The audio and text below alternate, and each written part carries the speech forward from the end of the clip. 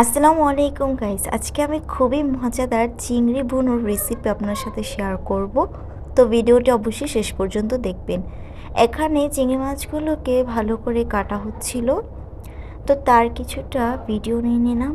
তো চিংড়ি মাছগুলোকে কীভাবে কাটছে দেখুন। এরপর এখানে বাকি উপকরণগুলো নিয়েছি। এখানে পেঁয়াজ কুচি নিয়েছিল, চিংড়ি মাছগুলোকে লবণ হলুদ আর মরিচ দিয়ে মাখিয়ে নিয়েছি।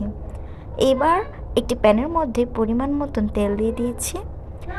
তেলটা একটু গরম হয়ে যাওয়ার পর আমি পেঁয়াজ কুচিগুলোকে দিয়ে দিয়েছি।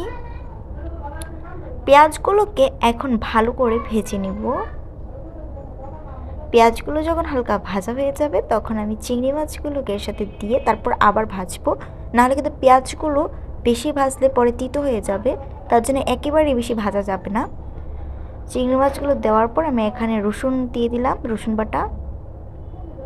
তারপর আবারও মিক্স করে নিচ্ছি। এভাবে কিন্তু ভাজা ভাজা হয়ে যাচ্ছে। এরপর দিয়ে দিলাম এখানে স্বাদ মতো লবণ, 1 চামচ হলুদের গুঁড়ো, 2 চামচ মরিচের গুঁড়ো, 1 চামচ জিরের গুঁড়ো, 1 চামচ ধনিয়ার গুঁড়ো। তারপর ভালো করে সবগুলো উপকরণকে নেড়ে দিলাম আর সামান্য একটু পানি দিয়ে দিয়েছি।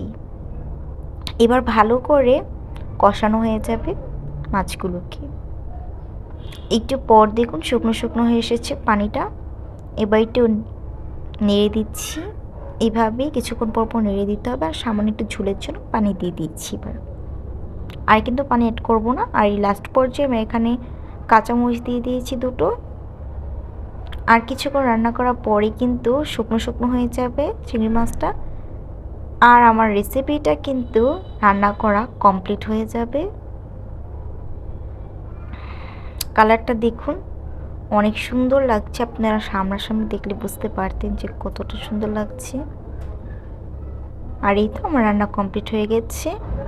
আমি এবার সার্ভ করে নিলাম আলাদা ভাতের সাথে। কতটা লোভনীয় লাগছে দেখুন, অনেক মজার হয়েছিল। আপনারা বাসায় অবশ্যই ট্রাই করবেন।